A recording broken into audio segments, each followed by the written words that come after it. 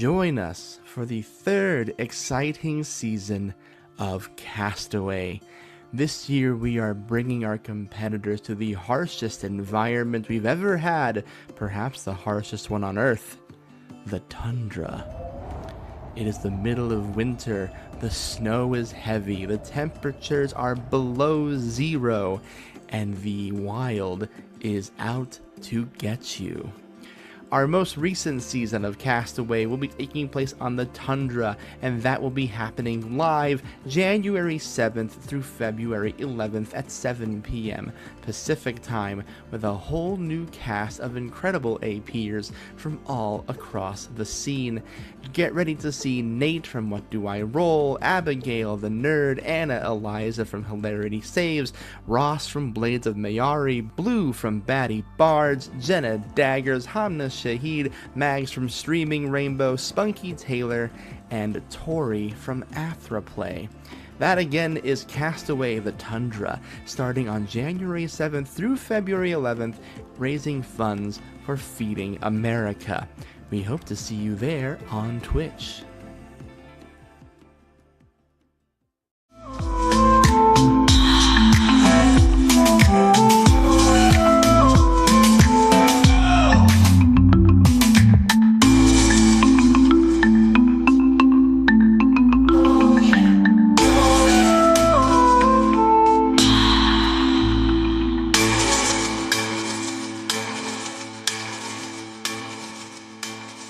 I'll take you down to a hole where you will always be alone.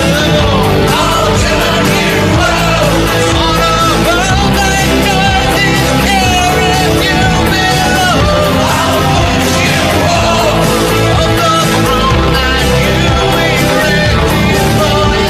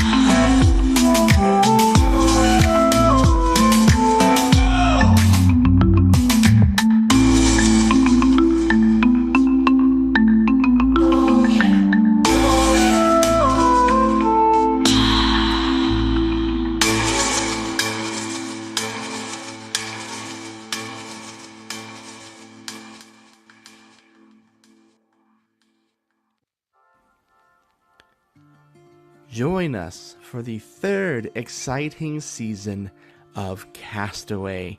This year, we are bringing our competitors to the harshest environment we've ever had, perhaps the harshest one on Earth, the tundra. It is the middle of winter, the snow is heavy, the temperatures are below zero, and the wild is out to get you. Our most recent season of Castaway will be taking place on the tundra, and that will be happening live January 7th through February 11th at 7 p.m. Pacific Time, with a whole new cast of incredible APers from all across the scene. Get ready to see Nate from What Do I Roll, Abigail the Nerd, Anna Eliza from Hilarity Saves, Ross from Blades of Mayari, Blue from Batty Bards, Jenna Daggers, Hamna Shahid, Mags from Streaming Rainbow, Spunky Taylor, and Tori from Athraplay.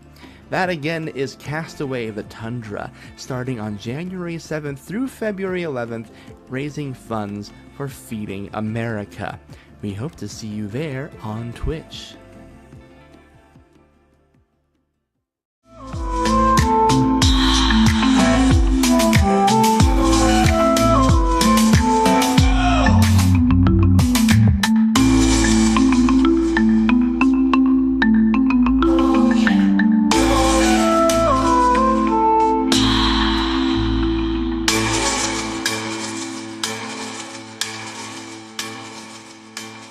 I'll take you down to all where you will always be alone. I'll turn you out on a boat that doesn't care if you belong. I'll push you off of the throne that you erected for yourself.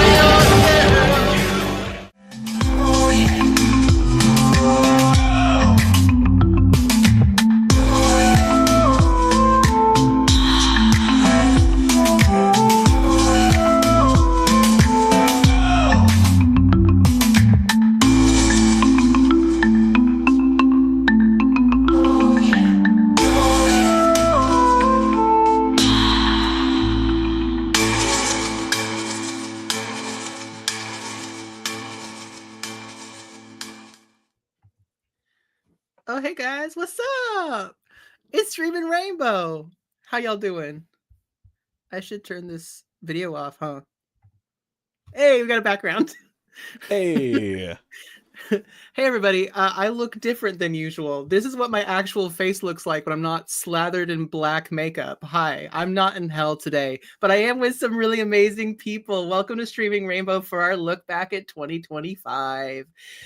With me, I've got Bastion, we've got Sarah, and Lux. That's me. Yeah, guys, so this is just a really chill hang. We're gonna have a special guest here maybe in a little bit. We don't know, you might have seen a sneak peek about it in the promo just now. But today is just us hanging out, talking about how the last year went. This kind of became a thing after our first year, and it's really nice to look back and see all the things we did, because to be honest, I kind of forgot in the haze of just doing the shit. So we're gonna pass around to everybody, but if everyone's okay with it, I think I'm gonna start with those stats that I looked up. So let's talk about what Streaming Rainbow got up to this past year.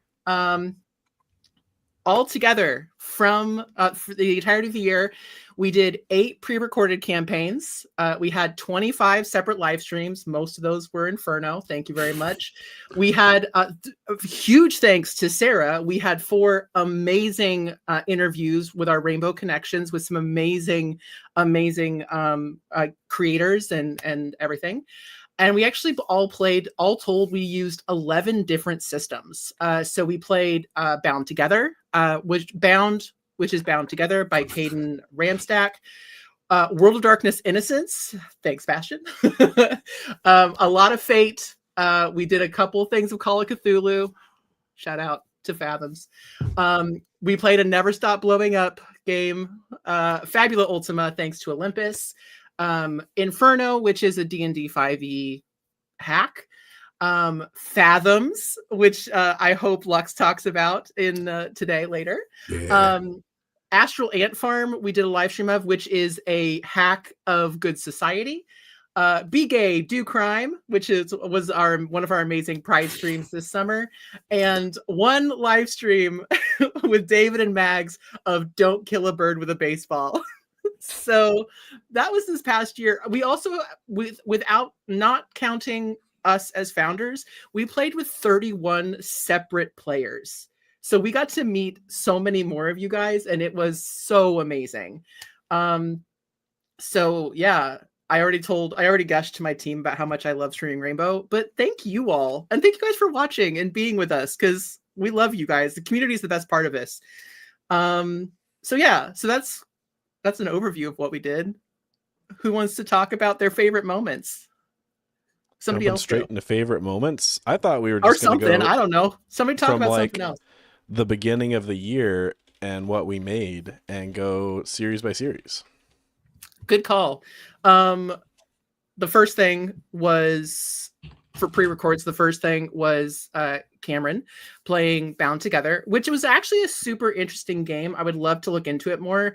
It's a Bound itself is a solo game. So if you guys ever want to have a solo game, all you need is a 52 card deck. And it's a story. It's like a world building storytelling game, which looked really interesting. And yeah, it was fascinating. He and Keller played in it. Keller's Creepy Basement, which was, I don't know what to tell you guys. It was a creepy basement. I was recording something with Keller once before, and he was in the same spot. So the basement has looked like that for a long time now. Listen, guys, creepy basement time. It was good. And then the next pre-record was Playground. So yeah, Bastion, talk about Playground. We have a couple people from the Playground here, myself and Eli. Playground was a lot of fun to record. For those of you who don't know, Playground was an experiment. I wanted to see if I could tell a story and with episodes that were less than an hour long. Because if you don't know this about YouTube stats, the longer your show, the earlier people tend to tank in terms of viewership. So I was like, well, what if we just made it shorter? Would that affect the stats? It didn't. First of all, experiment successfully proved that hypothesis false. But it was also an interesting tool for building out the suspense. Absolutely wonderful group of people. Absolutely a blast of a story to put together, to play. I was hoping to sort of walk the line between this like childlike wonder and childlike fear, right? Where everything is new and interesting, and there's that curiosity, that wonder, that like fun, but everything's also bigger than you and stronger than you and smarter than you, and trying to like recapture that sort of childlike dichotomy for the adult players. But absolutely had a blast with it. I did pull out one of my favorite moments. I don't know how you want to share the favorite moments, Eli, in terms of screen sharing. If you can, we got this magical button. I can share my screen. I can do that. Do a screen share. I can. Okay, let me pull it up. Guys, the magic of technology. Magic. For some reason, I thought that these were being collated into like. Anyways, I'm the most organized. Listen, I'm so organized. So this moment, for those of you who had the misfortune of watching this, hold on. I now have too many windows. Fun fact, I only have one monitor. There we go. Present. Share screen. Specifically, this clip. This is my favorite moment. It's a bit of a spoiler, not a huge one. It comes in episode 3, about the halfway point, or for the Playground, and it is a very emotional moment. And I love the way that David portrays his character here. Now, this is where the spoilers start. Come back in about 5 minutes and the spoilers will be done. But in episode 2, there is nearly a TPK. 2 of the 3 kids die, and David's character survived. Not because he's lucky, but because God hates him. And this is a moment where his character is waking up, coming to in this new, strange underground area, right? And trying to get his bearings. And he notices one of the dead kids, his very close friend's hat on another their character's head. But you recognize a particular baseball cap. Take his fucking hat off. I just picked it up. Take it off. I wanted to. It's not yours. I know that. Take it off. I am going. He's gonna need his hat back. Ryan. Everly just picks Ryan He's up gonna need it back. and just like over the shoulder and just goes.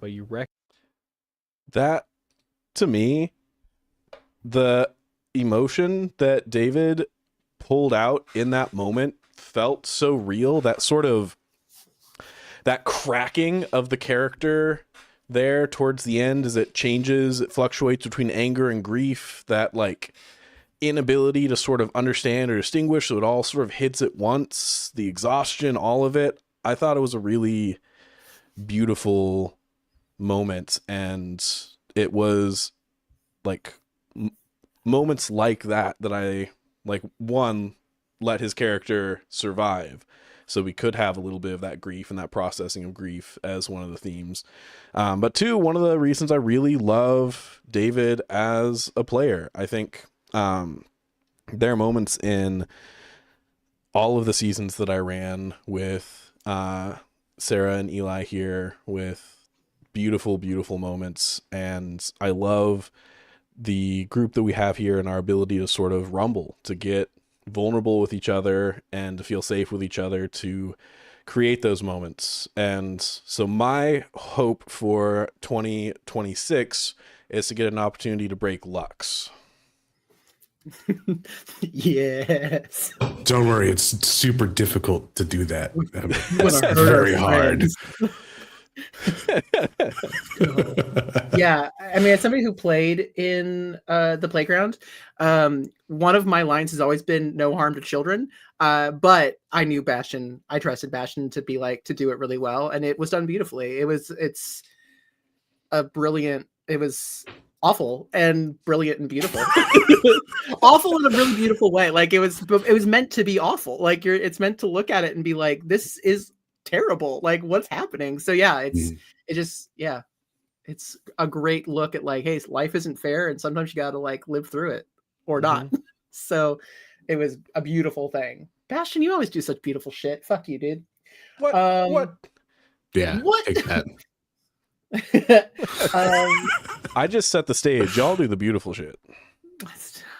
I just die a lot. Just die Beautifully. just die beautifully. I just die beautifully.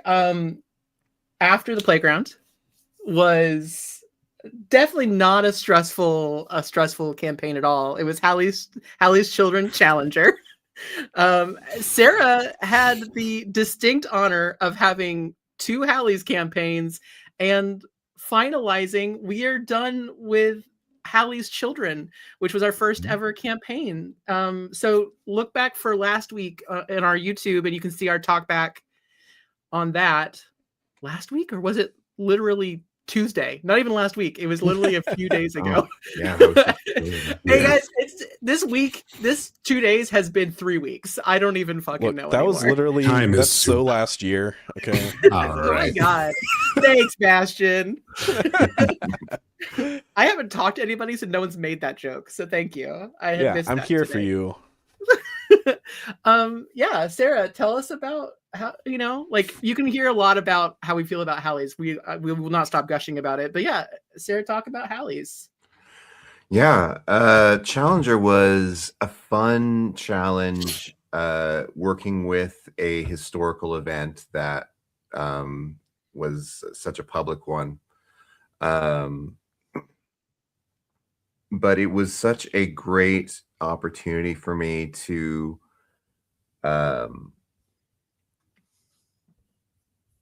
weave a story into history in a very dynamic way, compared to what I normally do, which is just sort of make my own little sandbox. And I think out of all the Hallie's chapters, I will remember Challenger the most because the Challenger disaster was such a formative part of my childhood. And so getting to, in fiction, create a scenario where all of these people got to survive, and like, in my world, everyone lives. Yay.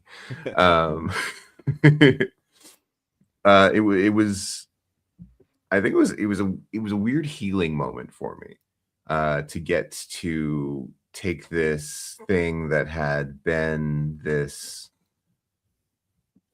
it had this grip on me as a child, and turn it into a sort of defiant moment where the characters were able to succeed despite wild, absolutely wild situation against them. So yeah, it was a lot of fun. As always, my players were amazing, and trusted me enough to put them through a lot of wild stuff. Yeah.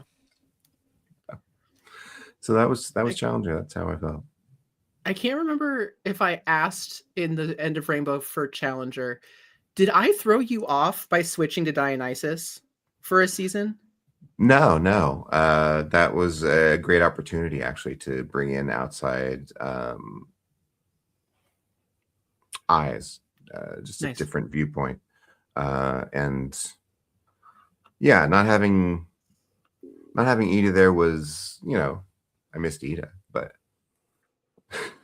it was not. We couldn't even keep Ida out the whole time. Ida came back Yeah. halfway through. Hey, listen, I can't stop it. But yeah, no, that was It really worked out. Yeah.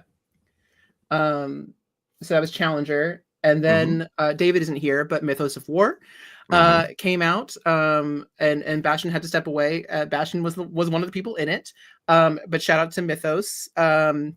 Hey, continuation. technically, I was in that. Oh, that's true. And Lux, I forget Technically, things. and We Lux, were.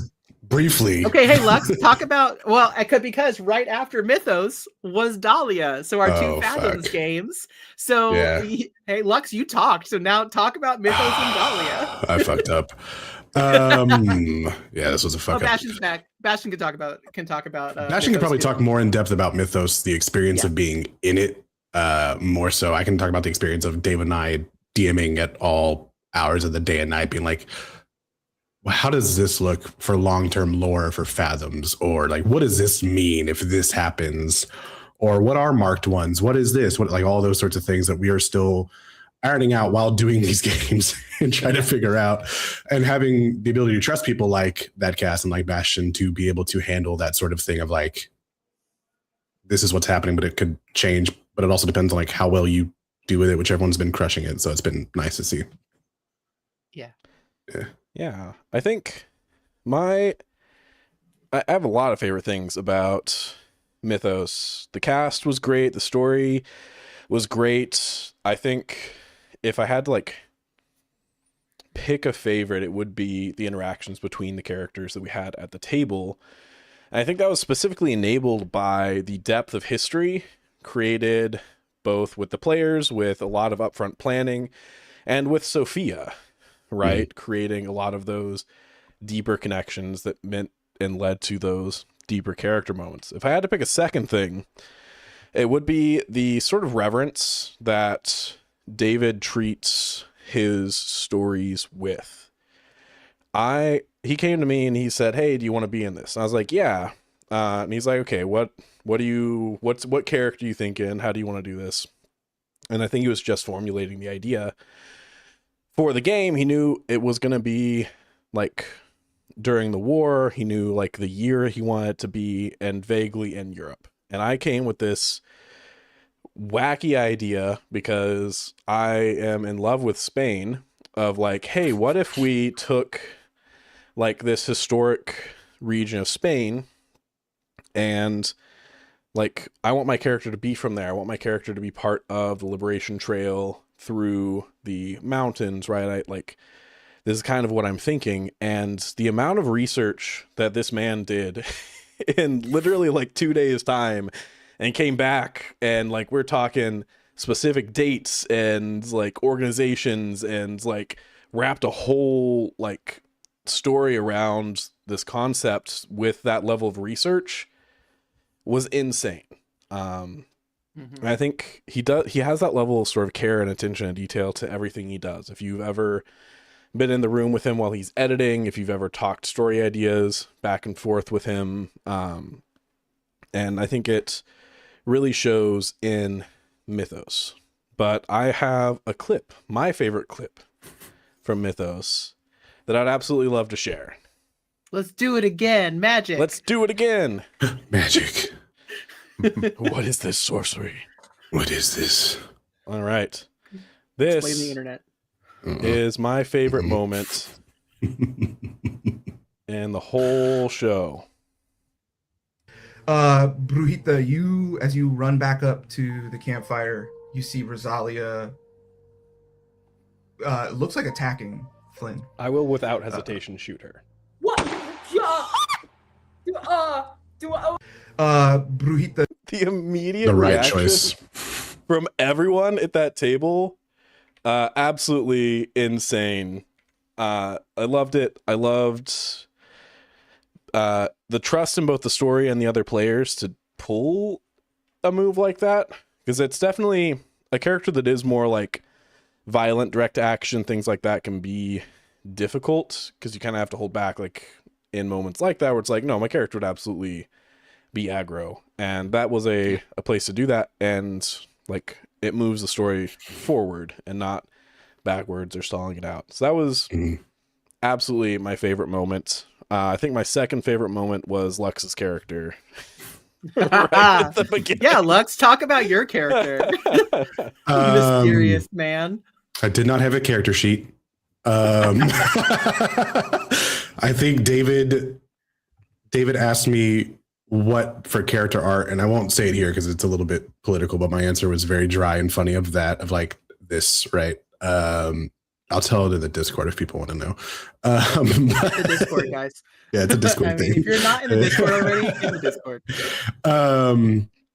But David and I were talking, and originally I was supposed to be in that, and then it was, hey, I want to make sure that I'm focusing and like have my prep time for Dahlia while we're also making Fathoms and doing all of this. And then he and I were talking about how we both in our games want to have that tone of you can die, right? And kind of raise the stakes. And so we decided like, hey, just have me be that of showing them, one, I think the brutality of war, which he needed to have in that, right? But also kind of set that stage of like nothing's like guaranteed for you at all. Yeah. Yeah. Mythos was such so we also went into our server and asked for everybody's favorite moments, and of course this was a very big campaign for a lot of people. Mags getting to really round out the story of Elliot Fowler, R.I.P. dude. I love Elliot. And Ainsley getting a little bit of getting an epilogue in that. Gabby coming on and being Rosalia, which was an NPC in Sophia. So really getting to see a more fleshed out Rosalia later after the totally chill boat ride that was Sophia. Like Nothing bad happened. Nothing bad happened. Julia mentioned one of the big things that they really appreciated about it was being able to talk about Jewish identity, and being Mark's siblings with Bastion. Elliot was a big thing, obviously for Mags, a big thing for the community because it's a character that we love. We love Elliot Fowler, that sad Loved. little love. Listen, I still love them. My love hasn't ended. Okay, Mine has. listen, that's fine for you. Good. That's between you. Appreciate that. Yeah. So Sad twinks forever. sad twinks. It's amazing. We love it. Yeah. And then so we go from the brutalization of David, because David absolutely kills us with all of his campaigns, to Lux's first standalone, and Lux went first off full POC cast, which we loved. That was amazing. Full never played with us before cast. So yeah, Lux, talk about your baptism of fire that was Dahlia. What I love before that is right before Dahlia, we also re-released Winsboro on the channel.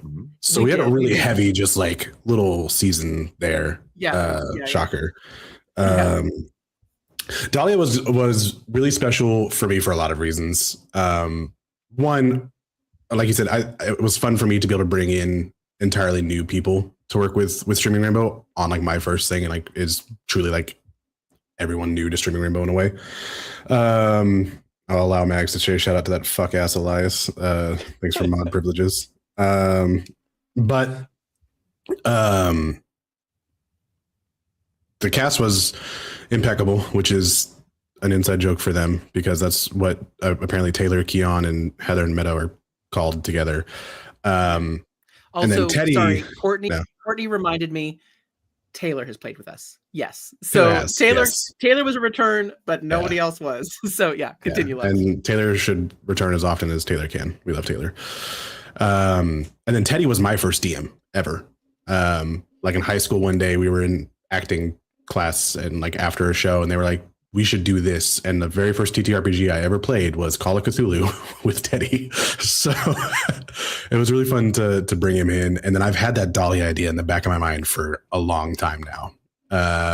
So to finally get that out and in people's hands was a lot of fun for me because it was challenging to do, both like with similar, I think in a way to Sarah's, like there is actual history that you have to keep in mind when you do it. And there is kind of like, this is my alternate world version of it, but it's still like that mix of there is a reality to it. And then I think just having a cast that made the weird choices, which was so fun for me.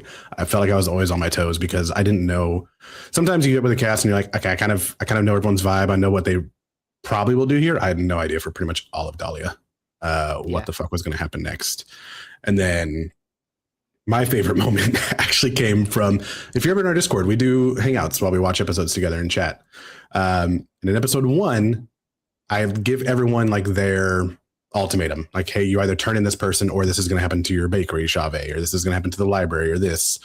And I didn't give one to Meadow because Meadows was just the fact that whoever did it knew her, because it says in a letter sent to the police, she has the same smile as her mother, which was she was being haunted by the smile, which was her mother. And the cast didn't put that together at all and ran with the opposite direction of it. Meadow got it. If you go back and watch it, Meadow understood it immediately and kind of shrinks away. And everyone else was like, the fuck does that mean with Elizabeth Short and her mom? And immediately like went the wrong way with it. And I just let it happen. And we're watching episode 1 together, and Heather DMs me and she goes, hold on, wait a second. Was this a thing? Like yelling at me. I was like, yes, y'all fucking missed it in the first episode. And it's my favorite thing to have happened to me during that time. So good. Yeah. Big shout out to the cast of Dahlia, but Heather for being the lore hound that they are, because she was like, she was pissed. It was really funny. Jan messaged me and he I think just said "fuck you." So it's always fun. I like getting to do stuff like that with people, and it's such. I was supposed to be like 5 or 6 episodes, and it was just hard to get everyone together. So it became like this 4-episode whirlwind. That was a lot of fun. I think episode 3 is like 45 minutes or something like that. So it was just a whirlwind. It was a lot of fun. We have in chat, Rosie let us know that, and this is true, Heather did in fact yell at us about it in Inferno, because Heather was part of my Inferno cast. Yeah.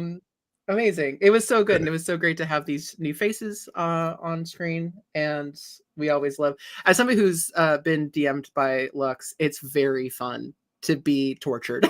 Like you're so fun to play with. So well, the good news is that after just months of that heaviness, we had a little break because Bastion had to get ready for his opus. So we did a quick little one shot called Operation Save Blackwell, which again, get in the Discord, because this all happened because one day guys, my desk is a treasure trove of just bullshit. So I have my deck of many things on me at all times. So I said, hey, Discord, who wants to draw from the deck of many things? Blackwell drew The Void. And I was like, wouldn't it be funny if you got sucked into the void and then somebody had to come save you? And then this opportunity fell in my lap. And I said, what would be really funny is if so Blackwell was one of my Kanto 2 Inferno players. Wouldn't it be funny if the rest of his Kanto had to come save him? They couldn't all record at the same time. So I did a one-on-one with Blackwell going through a hallway, a multiverse of Streaming Rainbow campaigns. He did go into the Fathoms door first, which is terrifying. It's the worst first door. It's the worst first door. He was on a boat for some reason. Oh, we don't have a lot of good first doors. No, we don't. No. They did go. They went into the playground. There was a big moth. Everybody got to experience the moth. Shout out to Playground. Please go back and watch it. It's like the worst Monsters Inc. crossover. Pick your yeah, and then they were in Gillyton, where they got to meet Cameron's character Waterloo Sunset, who is also a monster. So it's great. Just a different kind. The classics. So Blackwell set the stage, and then I had everybody follow in his footsteps, follow the debris left behind. Oh my god, I forgot they went into David's first DMing campaign, which is Curse of Strahd. So they got to be they got to go live in the Curse of Strahd thing, where it was so stupid. And that was running Never Stop Blowing Up incorrectly. We did have Mags join because, for one, I was like, I want one more person to be a part of this, and two, honestly, Mags, seriously, shout out to Mags for being like our OG supporter. I knew Mags would know all the lore. So I was like, I need a ringer, guys. So Mags and Lex and River and Taya Campbell over, shout out to Damsels in Distress, all jumped in, and we had just the most stupid time ever. Like it was such a long thing, and it was a bitch to edit because it was just so stupid. If you can play Never Stop Blowing Up, do it, because it is actually the most ridiculous system ever, and it is so fun to be high octane ridiculous. So we had a little palate cleanser, and then we moved on to Bastion, and I think now is a great time to bring in our special guest, because he's very important to this thing. So everybody say hi to Danny. Hi, Danny. Hi, Danny. You're muted, by the way. There you go. Unmuted now. Oh no! You're unmuted now. Now you're not. Now you're unmuted. Don't hit it. Hit it again. Hey, so Bastion played brain, so Olympus. I'm very glad to be here, and I'm sorry that I was muted. This is really lovely. I'm really happy to be here. Thank you all for having me. And hi, Lux. We haven't been able to play anything together yet. We'll fix that. Don't worry. Yeah, I mean, I'm hoping. This is just me trying to weasel my way into one of your games. You're weaseled. Don't worry. Good news, done. Consider yourself weaseled. Consider yourself weaseled. Wow. New shirt.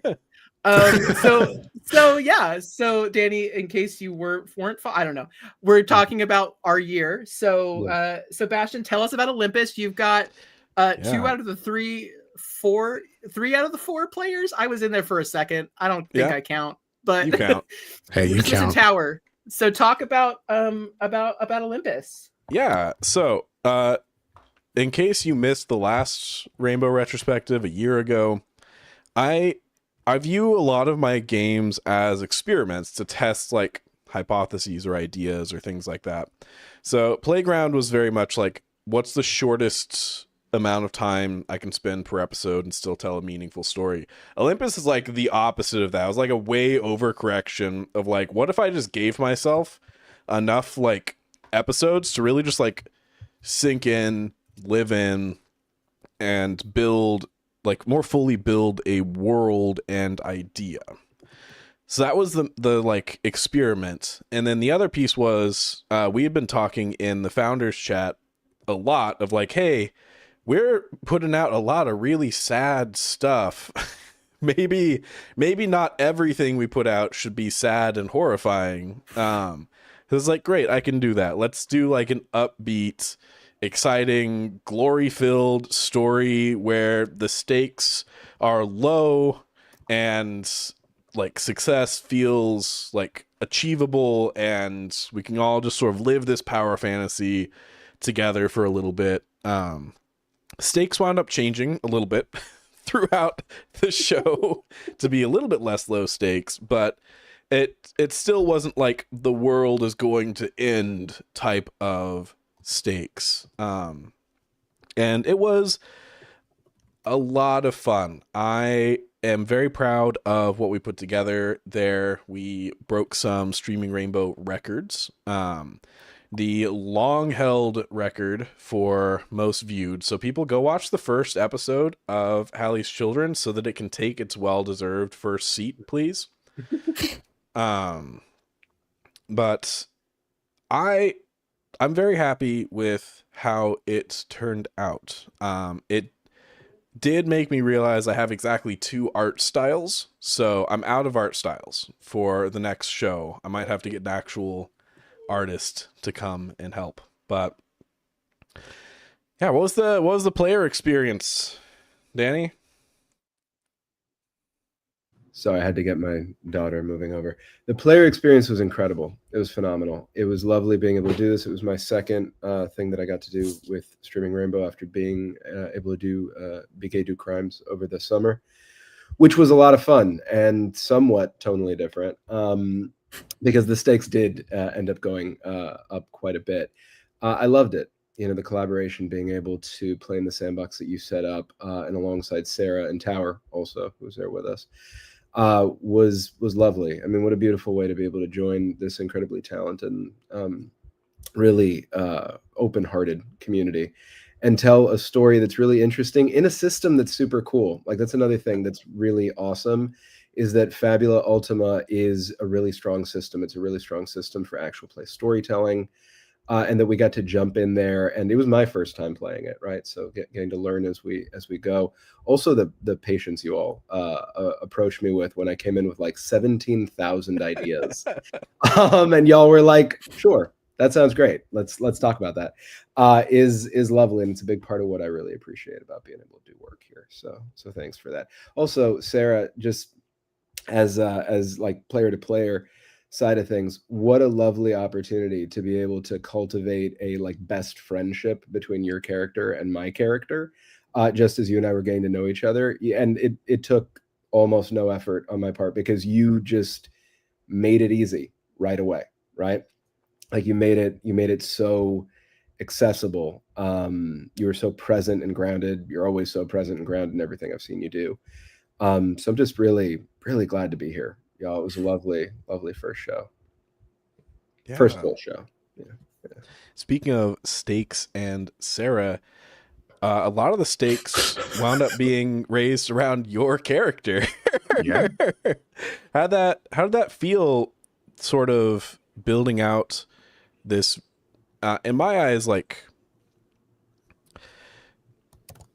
a very deeply real character right, in Becky, and navigating a lot of really complex, hard emotions in a like very tonally different game overall. I think, I mean, I came in like my first like pitch for the character involved her having a diagnosis, right? And that came from it was a rough year. I experienced several deaths from cancer in my life during this year. And I was, I guess, working through that, you know. But the way that, like, especially with that best friend relationship that we had, that we just jumped into, it allowed the perspectives, I think, to be complex. You know, I didn't have to force it. I never had to force anything with Becky's story, which is something that I appreciated the entire time and still appreciate, because we were able to just throw in little hints, little bits of things for the audience to see, and I was always eager. Which is the mark of a good game. I feel like is always being eager to jump back into it. But I was always eager to show what was going on in the background, and I think that the way that we had the real life stuff, the characters' real life stuff going on behind the scenes of all this amazing story work that you were doing for us, that you were weaving, made it like it never stressed me out. Like I never thought, what if we don't hit this note right? You know, I never thought, I gotta get this. I gotta get it firm.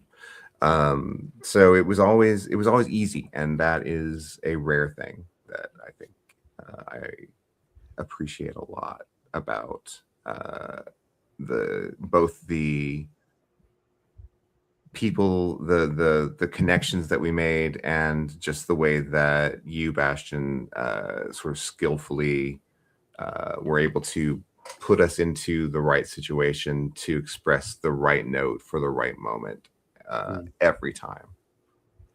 Yeah, I think, and I appreciate it. I'm very flattered. I think it's a lot with the cast, though. Like, that's the world's loudest chair. God damn. That's one takeaway from the years. I need to get a new chair. Like, yeah. I literally got a new chair for myself for Christmas because my bullshit awesome. creaky chair. But I think a couple of learnings from me from Olympus and from this year. One is I very much prefer the Olympus like format to the playground. I feel like a lot of my strengths as a DM are around building reactive worlds, and it's easier to showcase that in a longer term game where you can see the consequences of your actions that you took towards the beginning of the series start to manifest towards the end of the series. And the other thing is how important it is to pick the right cast for the show, right? You have the right cast, just like a manager in real life. And it's the exact same idea, right? If you hire the right people, then the rest of the job is easy.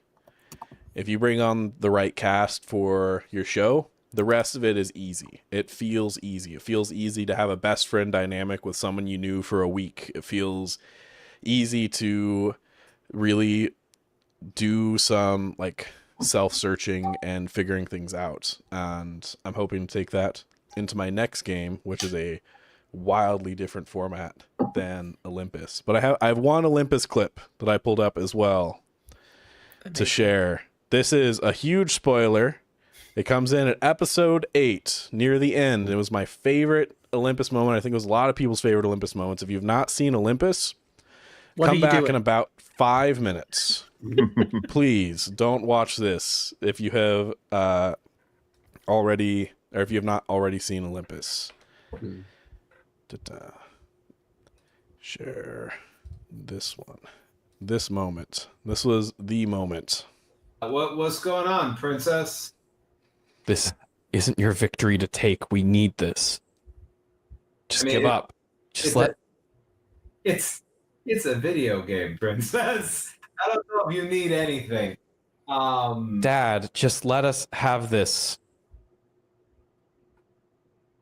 We need the Everyone's money. face. This stream brings in more money than you bring in a year. Baby. What's going on, princess?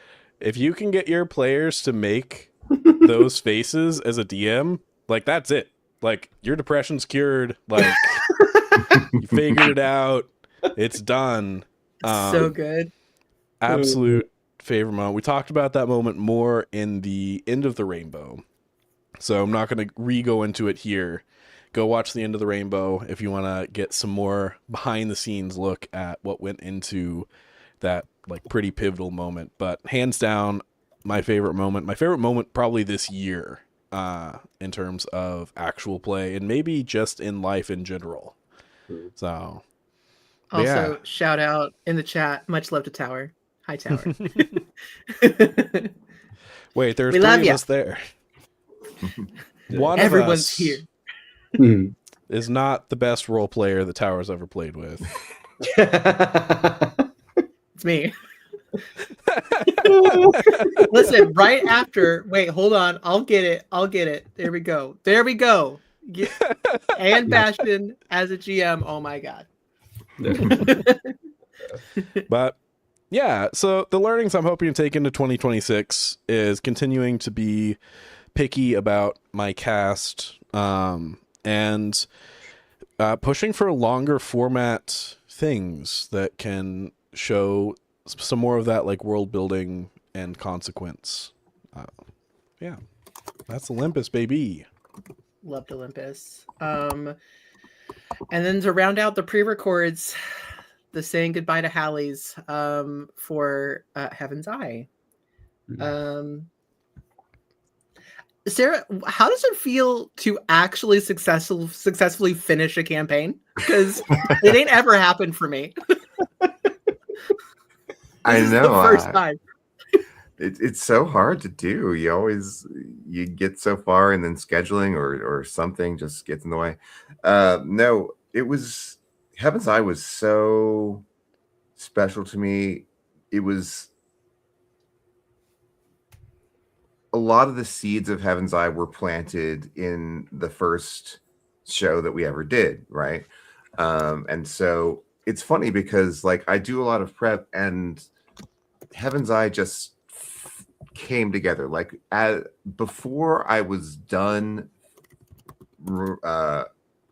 producing Challenger, I was already writing for Heaven's Eye. And it just came together. Like I got the episode names first and then the plots came together and everything just fell into place because it was all just built from the building blocks of the previous shows. And so in a way it was like the easiest show I've done. And then in a way we had to say goodbye to a lot of things and close up a lot of plot lines that were sort of comfort plot lines for me, you know? Yeah. So, Also, yeah, no, we'll keep spoilers to a minimum because since this was the one that just ended, there are people in the chat who have not finished it. So we will keep that.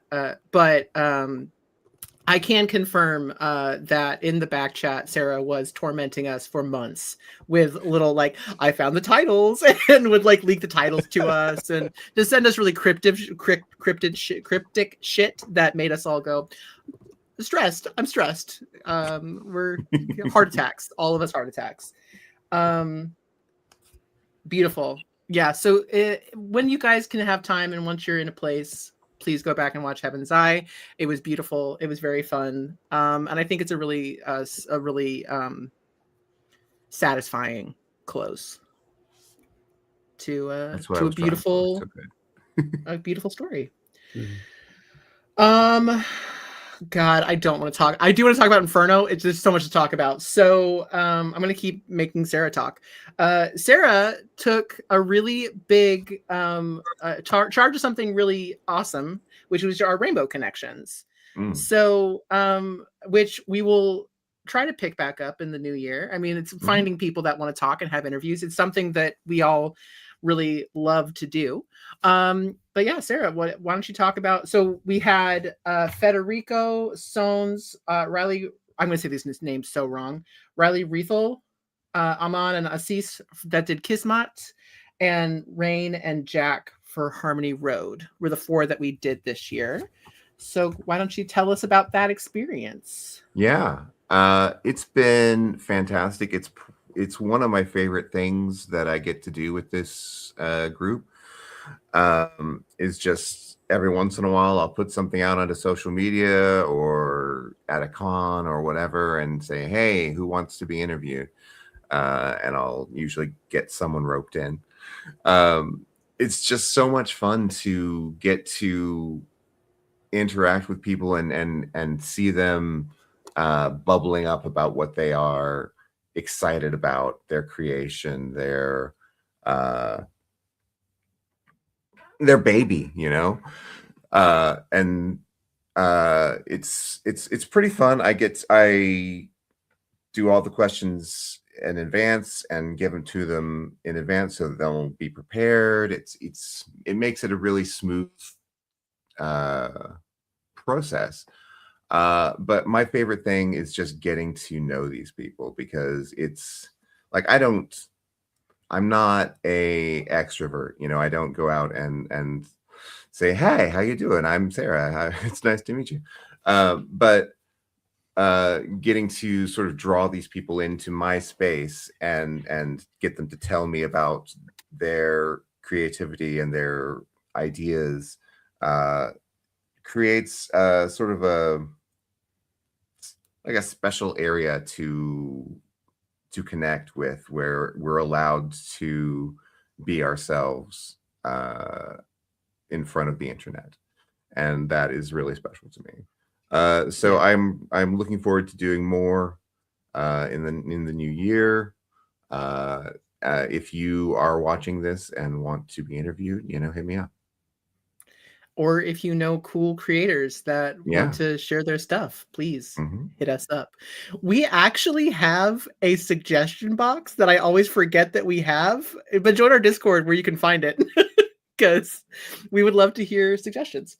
All right, live streams. So last year, around this time, no, actually around December, I came to the team and said, hey guys, I have a really wild idea, and it was Inferno. Where every level of hell is a new cast playing the same characters, and they pass it along like a weird game of telephone. And it's been amazing. I don't know what else to say about it. It's been wild. So we started off with Kanto 1, which was a team of very familiar faces, which I'm still very grateful for. So big shout out to Mags, Julia, Daniel. There's too many Dan names in this, and Mikey, playing our baby level 1 pagan, false prophet, saint, and serpent. And yeah, and then they've passed the torch along. So we're in the middle of we're coming to the end. So we've got a current serpent with us. So poor Danny. Danny's in fucking everything now. He can't escape. I don't want to though. I love it. I'm very very happy there. Welcome to actually hell. got to play. I got to play live alongside Daniel in the first thing I did here also, which was very. Oh, that's right. Yeah. So when we're gonna talk about that live stream too, because Pride is a whole other thing. But yeah. So it's been this really amazing pass along where in the Discord, we have a whole back room of just people who've played an Inferno, where they all just kibitz and plot and pass along knowledge. We've made jokes about the Kanto 1 players being the origin of so they're like the great grandparent. It's like, my children. So we've had a lot of players playing at this table, and there's just more to come. We'll be announcing the cast for Kanto 5 at the end of January, at the end of the month. So wild. It's very exciting and it's very daunting, and it is. I can't. Danny knows this. I can't take compliments. I will not. I have to get told after every session how good of a GM I am, and I absolutely will not accept it. So I get to sit back and watch. I have to do very little. I get to sit back and watch a bunch of amazingly talented people play a game in hell with me. So it's one of my favorite things that I've done all year. Mm-hmm. So that's Inferno. Shout out to Acheron Games. Check out their stuff. You're going to see some more Acheron games, which we're going to talk about in a little while here. But talking more about live streams. So in the midst of Inferno, we then had Hallie's Children's Spring Break, which was, we kept asking for a beach episode, and Sarah gave us a beach episode. And Bastion got to come in and be absolutely an old man with dementia who liked to wrestle. Be a menace. An absolute menace. Yes, you did.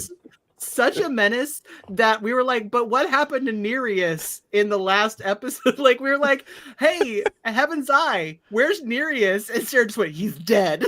He fucking died. Did he at least die doing what he loved? Hunting wrestling for Heracles? Yeah. Clam diving. Listen, so which was very funny, and there's a little bit of an intro to some little hints at Challenger, because this was before Challenger came out. Yeah.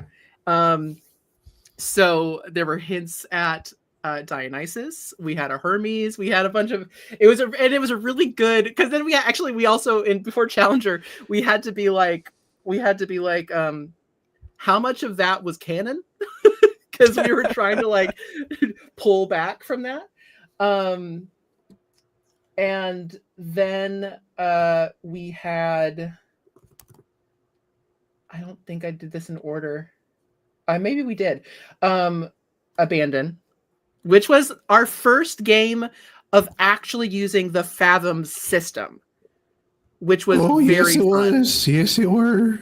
Everyone's favorite time. Hey, Edgar. Hey there. Oh man, what a time. An amazing cast that I can't say it's amazing because I was in it. So no, the amazing cast was Gem. But as one of our favorite people came back, Matt Pena. Fucking hey, Matt Pena, if you ever see this, you're also weaseled. I got to meet Matt Pena in person this summer, and I said, I need you to know that we fight over you. We love you so much. Mags and myself with Lux GMing. And we do have a couple clips from that. I do have these pulled up. The first one, I think this first one is... I think it's Lux's favorite. Oh, good. Yes. This goes along with what Bastion said earlier about like just the feeling that you want to get as a DM sometimes. Yeah. I think it's this one. Okay, perfect. Listen, YouTube clips sometimes fuck with me. But anyway, they do. So now I'm going magic time. Hey guys, you ready for some magic? This is, I'm going to laugh a lot when this plays. We have to. What is happening? Share screen.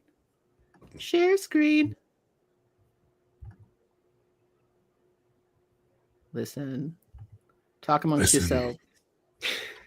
So how about that sports game? Oh, them sports games are my favorite. We love a good sports game. I love me. How about them Cowboys? They suck every year.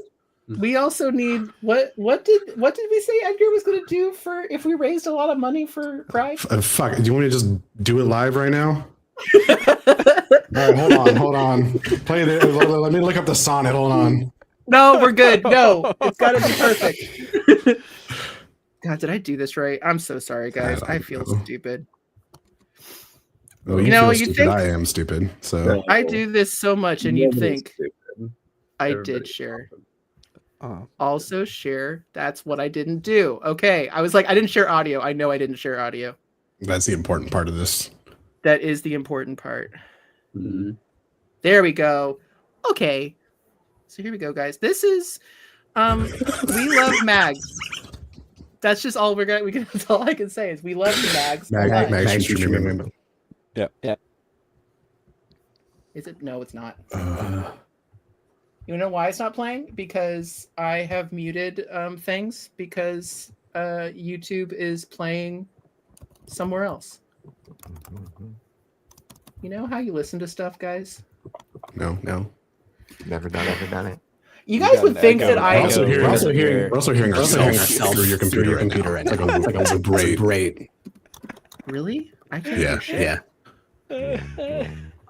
There we can.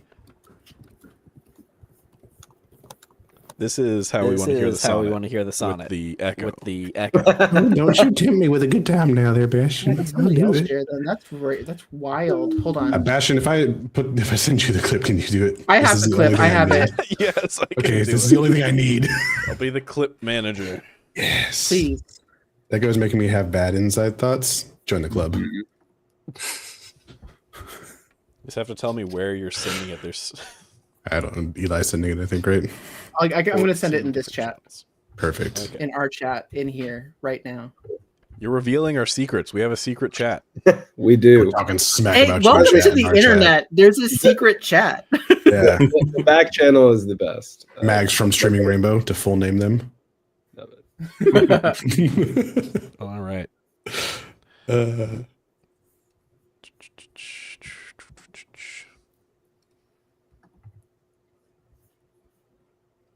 It is rather unfortunate that you got stuck in the mine, isn't it, my friends? I'm sorry. Allow me to properly introduce myself. My name is Elias Winsborough. I do so appreciate you joining me in. It is rather unfortunate that you got stuck in the mine, isn't it, my friends? I'm sorry. Allow me to properly introduce myself. The losing is wild. My name is Elias Winsborough. I do so appreciate you joining me in. It is rather. Oh, fuck. So funny. So that's when I peaked last year. Was that moment right there? I need a raw clip of just Mags's. Just the pounding. Yeah, and then just like set it to like Chariots of Fire or something. It's the fact that he thought he muted, didn't. Yeah. Proceeds to just beat the shit out of his desk. Have you been personally victimized by Elias Winsborough? Yes, most people have. You may be entitled to compensation. No, I'm not paying you. There is one more clip that I'm going to send in the same chat, Bastion, and this is just All right. proof of why Matt Pena is perfection. And also the setup is I said it in the thing and I was like, I got to be the problem as the I was the player that was the problem, which I don't get to do very often, and it was very enjoyable and I had a really good time being Fred. But Matt Pena's voice immediately broke all of us immediately. It's one of the only times I've ever been outvoiced in a show, and it pisses me off to this day. I won't lie. That's good. You're weaseled into other shows, Matt. Fuck you. Fred, you in between. Actually, Felicity, I'm gonna pull Walt pulls Felicity aside, and it's like, all right, I think you and me are the last last two who might make it out of this. Completely. God I damn think it. I think everyone else is a goner. I don't believe that. I just. I mean, Ellie Mae's here and giggling. Fred is Fred. British. The fuck? Fucking Brits. Well, we just gotta hold steady. My weird little tweaker raccoon. Okay. I just want to figure out what's going on here. Yeah, Fred, you just. Man. I What a love time. the muttering at the beginning. He's like, how do I get out of this? Yeah. How do I?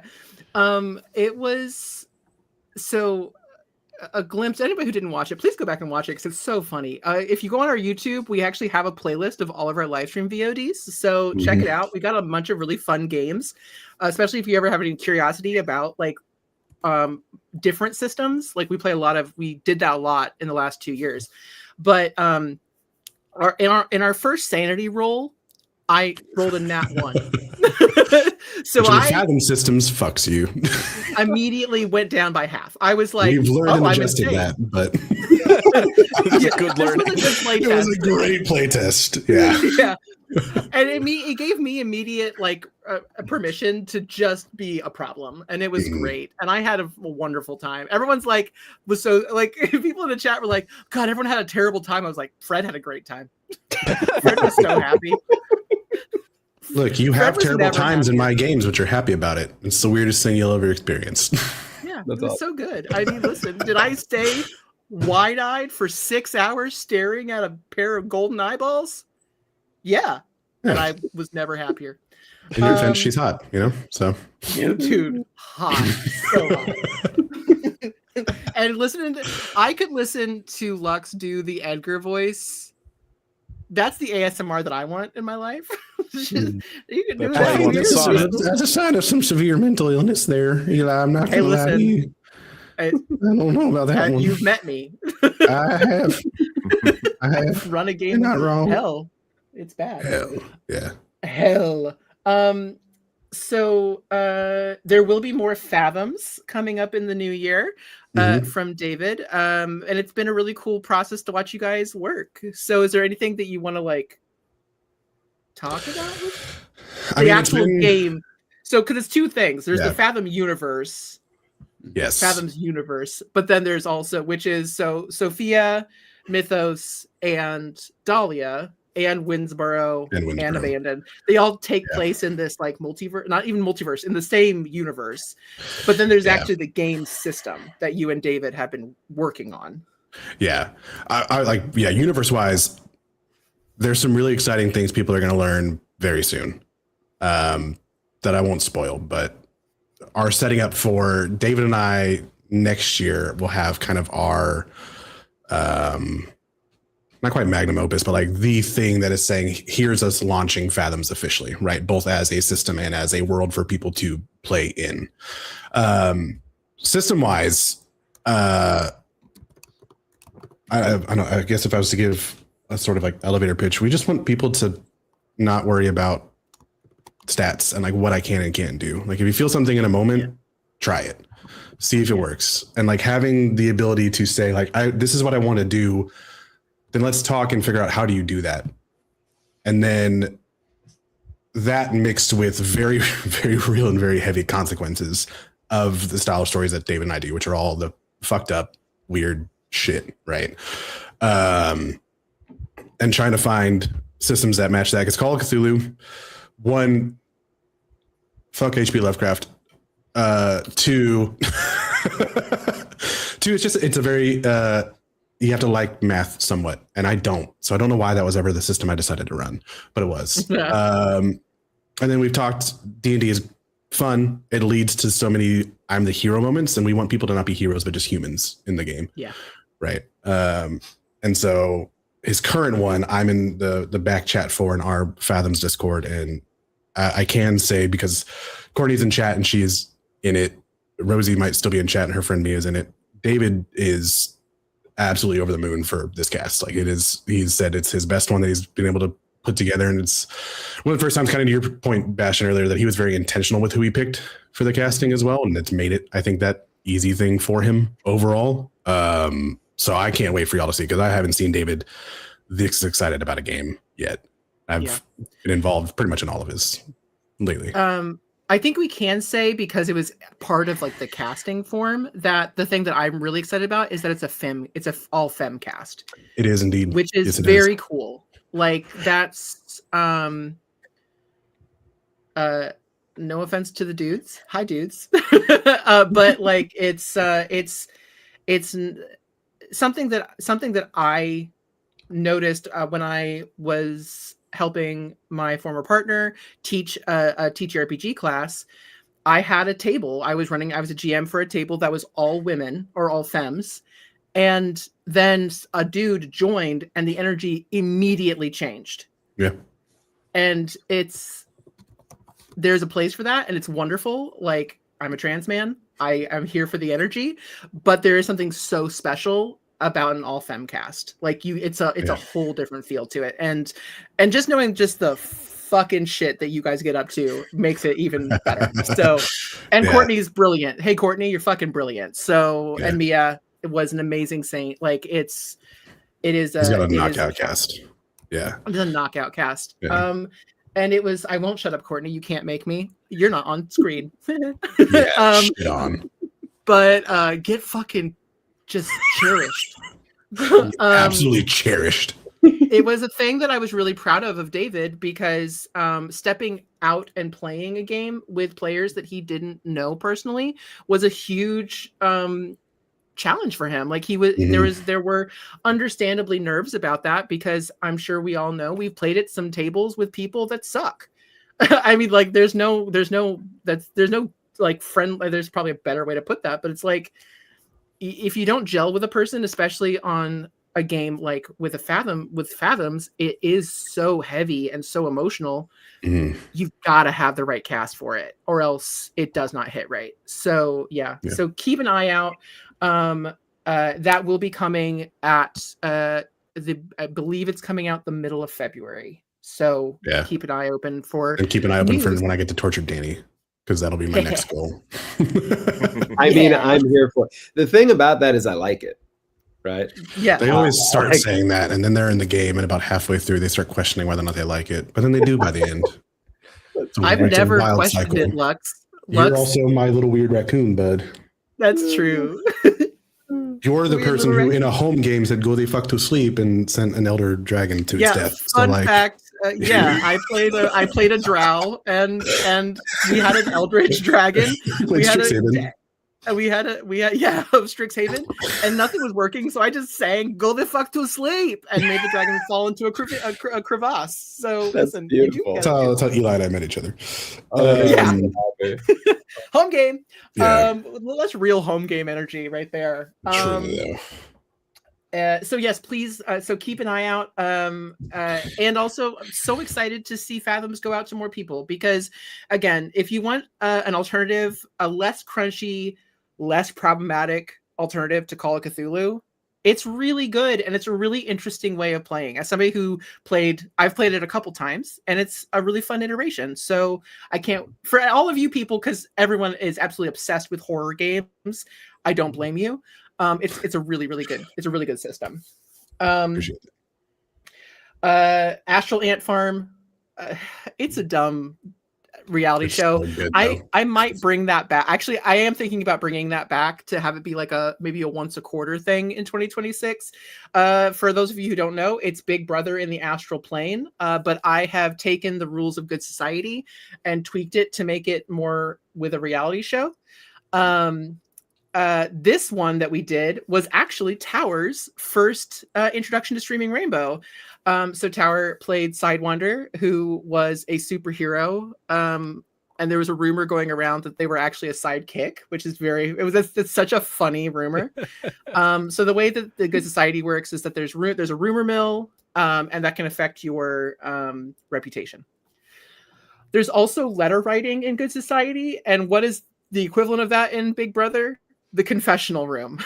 So we had rounds of people sitting in confessionals, which is very funny. They were talking to listen, do we know what Sarah is? We know Sarah here is an absolute queen, and the Sarah, I don't know if you've been looking at the chat. When we were talking about you, everyone was like, Sarah is the best, you're the best ever, and we all love you and you're our queen. So you're welcome. Let me embarrass you some more. But Sarah is the host of Astral Ant Farm, and they are this disembodied voice. Turns out they're an astral dreadnought because somebody romanced the host. Listen, even in every game, you wanna romance the Eldritch Horror. That is how you do that. That's actually what Fred tried to do. Didn't work very well for him. I think it worked just the way Fred wanted, actually. Hold on. I got turned into gold forever. It was great. Yeah. It was awesome. I loved it. I'm so happy. But yeah, so it's a really silly, so Astral Ant Farm, very silly game, but it was a really great way to meet Tower. It's a super easy pickup game that we can do whatever. And then Pride. Pride was amazing. We raised $679 over the course of 4 streams for Pride. We started off the month with Bastion running as a host, which was lovely because Bastion, I haven't let him talk, but Bastion's an amazing MC. So he was a great host for that. And then it was myself, Sarah, and Mags talking about how identity is either affects or is affected by gameplay. So that was a beautiful discussion that I'd recommend going and checking out. We kind of joked about it. I was like, Bastion, how do you feel being the cis man at that table? It was very, I mean, words. I have had the pleasure of being a part of a surprising number of people's identity journeys as a forever DM that hangs out in a lot of queer and queer adjacent spaces, and it's never really felt proper to ask questions about it. It's always just a hey, I'm here to build this world and support, and whatever character you want to build, however you want to present it, whatever story you want to tell, I'm here to help tell it, right? And to actually be able to dig into and hear from y'all about how having those safe spaces was and is an important part of that journey and that exploration.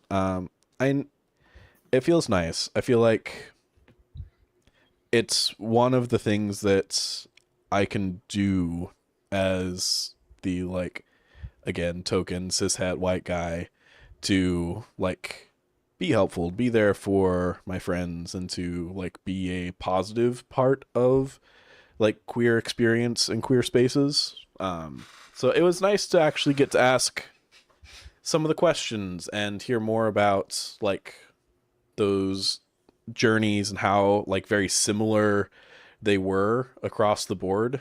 And I think absolutely hugely appreciate the vulnerability on that stream, because that identity and those journeys aren't the easiest thing to talk about, and certainly not on a live stream in front of an audience that you're trying to get to donate to a cause.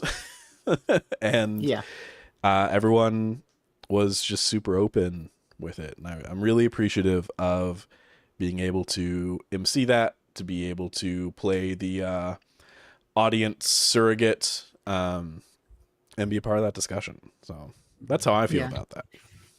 It was really special for me, because I've talked about this a million times, but playing Ida was part of the trigger of me realizing my identity.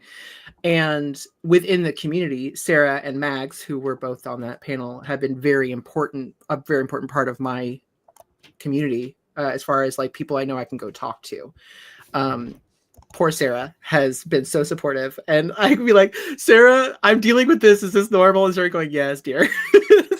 That's a very common thing that every trans person goes through. I'm like, good, I'm normal. I want to But yeah, jump Sarah, in on that. Yeah, just real quick, and I'll pass the bike back. I promise. please.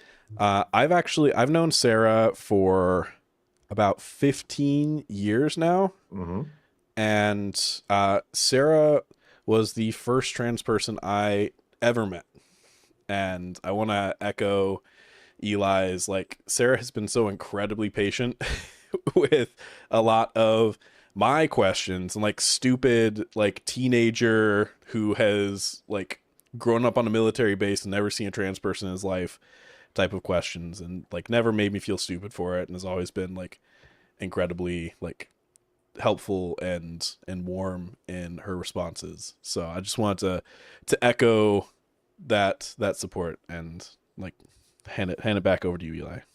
Yeah, this is why Sarah is the queen.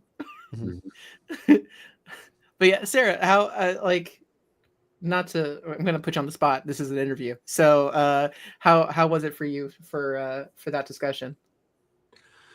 That was one of my favorite moments of the year, honestly. That show. Getting to talk about story and the power of story and the way that it connects with identity. That's I guess that's kind of one of my special interests, because that's, you know, it intersects so much with so many parts of my life. So I am incredibly grateful for the chance to talk about that, to talk about I got to throw out my favorite self quote, which is that humans are made of cells and people are made of stories. And that's something that it's a big part of my identity. So I'm grateful. Love that. And we had 2 Infernos, which, to completely derail, we had a special incentive, which, fun fact, guys, I will say it now, the gun will be returning for 2026. For $1, you can donate to give a single shot gun to somebody in Inferno, because what does hell need? More guns. But yeah, and people gave the little Oracle imp 21 guns. So that was they gave the baby guns, and I loved it so much. That was so funny. And the insanity of Inferno already was wild, and then adding all of that was so much better. And then on our other off week, we had an amazing guest who was in the chat. I hope they're still in the chat. M. Hubbard came in as a guest GM to run a Be Gay Do Crime game called Never Sell Out, which was the introduction of Danny joining Streaming Rainbow, or being introduced to Streaming Rainbow, which was so amazing. And Tanya Lachey and Daniel. Who else was in it? I'm trying to remember. Let me look at my cast, my list. Lex. Thank you. Lex from Lex Get Pizza, who was Kanto 2's Pagan. Love Lex. So it was a wild time. It was so funny. Danny, how was that as an introduction to a brand new channel? It was great. It was awesome. Fun fact, it was, so I've been performing for a long time and playing games for a long time and stuff, but it was actually only my second actual play ever, like a second ever actual play performance, and first one on camera, because the first one I'd done, which was the October before, was audio only. So it was great. M asked folks in another server that I'm in that I'd love to give a quick shout out to, called The Lost Bay. It's about a game that I've been supporting for a long time that I highly recommend people check out. That's hopefully going to ship sometime this year. Not putting any pressure out there into the world. That's just my understanding. And Eco's great, who's behind that. It's a great little community, very similar to Streaming Rainbow in terms of open-heartedness. A lot of overlap there. So not surprised that M is in both communities. Asked folks there, hey, I've got this live stream coming up to raise money for Trans Lifeline. And does anybody want to help out? And I was like, yeah, I'd love to do that. Is it okay that I've never been on camera for this kind of thing before? And they're like, sure, yeah, absolutely. So I got brought in. Big Gay Do Crimes is very fun. It's very simple, one-page system, hack of Honey Heist, right? And just a blast, as much fun as all of those hacks always are, right? Really great way to come on board. And y'all threw out some really fun stuff, not just the fun incentives, but some of the stuff that y'all introduced, like the cuck chair, right? Which I think was our first indirect interaction. Yeah, right? that was me. I'm proud. I'm not ashamed. Yeah. I mean, the cuck chair is not a place for shame, right? Well, or is it? I think that's the point. Consensual shame, maybe, but do you know what I mean? Like, yeah. Shame play, let's call it. Hey guys, the real important thing is snacks for the cuck chair. Okay, you got to provide. I mean, snacks. honestly, fair. If you're going to be there for a long time, do you want to be getting up and it's distracting, right? No, it was fun. All right, I got taken back to the lifeguard question in my brain. Yeah. Go on. Yeah. I was introduced, in back chat to the idea of the lifeguard question, which I very much. Okay, hold on then. I need to know. Okay, guys. Yeah. Is a lifeguard a pool cuck? Yeah, no, 1,000% a lifeguard is a pool cuck. Like that's I'm now officially on record publicly as stated. Yeah, lifeguards are pool cucks. Lifeguards. Sebastian, what a thing for you to come back to. But it was a great Incredible time. We had a lot of fun. It was outrageous and lovely, and we got to raise some money for a good cause. The giveaways too were really nice. I know y'all gave away some stuff from Evil Hat. To some folks. Huge thank you to Evil Hat Games, who has been an amazing support. They offered 2 copies, or a copy of Girl by Moonlight and Thirsty Sword Lesbians. Yes. They've been an amazing. They're such a cool, supportive group. I believe. I know that Sarah. Sarah, did you join on for you or for Streaming Rainbow? I don't know. They have a creator. Group that Sarah's a part of, which is amazing. There's such a cool group to partner with.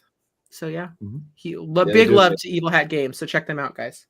Yeah, hopefully we'll get to play more of their systems. I think that they put out really good stuff. But it was great. It was a great time. I'm just, as my thing here says, I don't know if it's, let me go over to Twitch to see if it's visible. It is. I'm just happy to be here. See, that was what I decided my title for today is going to be. Hey, M asked a really good question, and M, I'm not going to say it out loud, but yeah, I think so. Why are you not going to say it out loud? What? Does a cuck have a responsibility to step in if someone's in danger? Absolutely. So, yeah. 100%. Especially if you love that person, like you were going to step in and help if there's danger. Yeah, but like not in like a hierarchical way, just in like a being a just in a moral way. Yeah, exactly. Ethical way. Tug at your heartstrings. This is like the trolley problem, but for cucks. Like, do you just watch it happen? Or do you intervene? The trolley cuck? Is that what I just heard in my life? Is that a thing? Hey guys, this is what and Gabby just said, love the direction this is going. Hey Gabby, you know it had to. This was always where it was gonna go. So we're gonna go ahead and put that link in the chat. Feel free to join in all our cuck conversations. Yeah, there's more of this in the Discord. Can we there is a cuck channel, but it's empty. You can only watch it. It's just a chair. Picture of a It's just a chair. It's a picture of a chair. Oh, that's perfect. Who puts it there? Oh no. Don't worry about it. In a corner. Don't worry about it. Brilliant. So that was Pride. We will of course be doing another Pride. The month of June will be more Pride. And we will release that information on what charity we'll be supporting when we get closer to time. But as always, that's a thing that we hold very near and dear to our hearts here at Streaming Rainbow. So yeah, you can be looking forward to that because there will be more in Inferno. I have already promised my players that true madness awaits them. And then our last live stream was a special birthday live stream just for Mags, which was David and Mags doing it was called it was live stream for the birds, which was don't hit a bird with a baseball. Because as everyone knows or should know, Mags is actually a bird. Mags is a and bird. loves baseball. Yeah. And should never be around Randy Johnson pitching because they might die. We don't want them to die. Yeah. Yeah, Mags I from do mean Streaming Mags Rainbow. from Streaming Rainbow. Hey, Yeah, Mags let's from tell them the Streaming name. Rainbow is a bird. Send them bird gifts. They love it. Big squawk out to Mags. So that is I got started with that one. squawk.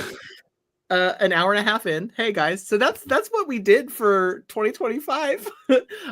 Actually, there were some questions. Let me ask some questions. Let me see what there is for. Most of these are going to be for about next year. So we've already talked about what was our favorite moments from 2025. We've kind of already talked about that. Danny did ask us, how dare we? So thanks, Danny. So fully though, I have it pulled up here. I wrote, "How dare you? How are you all so wonderful? And how have you brought together and maintained a community full of such lovely, talented, and considerate artists and storytellers?" It's the full how dare you. Yeah. I mean, we don't tolerate assholes, to be perfectly. I mean, that's kind of the thing. Like it's simple. Well, You kick people out. I think from my experience joining as like the most recent founder, right, as a whole, coming into Streaming Rainbow, having it already been somewhat of like an established thing in a community, I think the biggest thing is that we do just see people as people, right? And that is all the good things and all the bad things about them, and still choosing to love them through all of that. Yeah. That's great. Yeah. That's huge. Especially considering what the world is going through right now. Like, there's not enough time or room for negativity and bad feelings. While we can feel them, like, there's like, why am I going to look for the worst in people right now when people are fully showing me who they are? So it's like, so like, I don't know. But also, like, the original founders, we all came together because of a love and passion for just getting together and telling a good story. And that's why we made Streaming Rainbow. And then we, like, a lot of people feel the same way. You know what I mean? Like, we all, like, that's the through line. We all just love being absolute fucking nerds for telling all of the stories. Love, sorrow, grief, joy, mania. Like, we love it all. So like finds like. I think that's the big thing. And yeah, if you're an asshole, you don't last very long. I mean, that's we're not rude to you, but we're not welcoming either. We're not welcoming either. So that's important. It's an important part of protecting everybody else in the space. Right. Yes. Yeah. I think to add other on to people that, have said it before. I think Bastion, you said it, but like, above, I love our content. We tell amazing stories, but above all, the thing that I'm the most proud of is our community. So thank you guys. You're amazing. I mean, the community is the big reason why we're still doing this after 2 years. Yeah. So, I mean, usually things fizzle out. So like, we've kept it going because while it's a challenge, I mean, I'm not saying it's easy because it's time consuming. It is a second job for a lot of us. It's so worth it because you guys are brilliant and you guys are brilliant. So yeah, so that's how we dare, my guy. To add a couple like of my own flavor to that. That's not the way to say any of that, but you get the point. It's the way it was said. It's the way it was said. You're gonna salt bay some comments. Let's go. Yeah, we accept you as you are. Give me your flavor, Bastion. Thank you. The like positivity in our community is super key because it's hard to walk that line of like respecting and understanding and showing understanding for like all of the horrendous shit that's happening in the like LGBTQ plus community this year, but also like protecting our space to be away from that. We've had suggestion box suggestions and like requests for venting channels or politics channels or things like that. And we chose very consciously as a group to not put those channels in our Discord because that's just not what we want. There are other spaces for that. And if people want to vent, absolutely hop into DMs with any of the founders. We're happy to chat. You want to talk politics, things like that. Our space, we're trying to protect and keep positive without it leaning towards toxic positivity. And trying to do that high wire act. But the other, I think, more important piece is last year we sat down and we did a whole exercise on target audience, target demographic, who we wanted to build for, and our mission statement. And our mission statement doesn't actually say really anything about actual play content. The actual play content is a way to build the community. The community comes first. It always has. Everything we try and prioritize and emphasize is the community. When we get like money, it goes to donations, right? When we talk about how we want to grow and expand, it's about the community. It's about getting people in the Discord. How do we push that more? How do we get more people like us that want to be in this space and share it with us and like help make this the comfiest, coziest little couch on the internet, right? Love it. Yeah, 100%. So that's how dare we. Yeah. I love it. It's a good way to dare, right? Better than when they came to your school and taught you dare, that's for sure. Oh yeah, no, that's bullshit dare. This The is real. super helpful It's dare bad dare. program. Actually daring. The other thing is terrible. Super force. Yeah. There was a question from Rosie. Shout out to Kanto 3's Prophet. What's something on the production side that we're really proud of? Inferno, for me, it's been a labor of love that like casting. At the end of the day, I'm going to have to cast 40 people to play for this entire game, which sounds insane to my brain, but it's been beautiful so far. So Inferno has been wonderful. So anybody else? What have you been proud? What are you proud of that you've done for production? I think I have two things, right? Both around Dahlia. One, really proud of David as a whole because I don't know how to do anything other than run a game, and even then, I don't really know how to do that. I just kind of do shit. Shut up. You're so good. Fuck you. So a lot of it was just like, here's the raw copy, David, have fun. There's probably some issues and things, and he was able to make it into something where now we're like further discussing how do we make the like art side of AP, right? Or like how do we make the environmental side of it of as you're watching, you're getting keys from like the screen, the overlay, like things like that, right? That, and then I think being able to still show that Streaming Rainbow wants to have diversity in everything that we do, right? And it meant a lot to me to be able to have a fully people of color cast because I know that when I go to cast a game, I already have one white dude at the table, and that's probably one too many usually, right? So I try to be very conscious of that. I was just glad that for us, as we're reaching out to cast people, and all of us have been able to do this, I think with our casting calls, we're getting some really incredible people in that also bring some great diversity, which I think tells a better story anyways. Fully agree.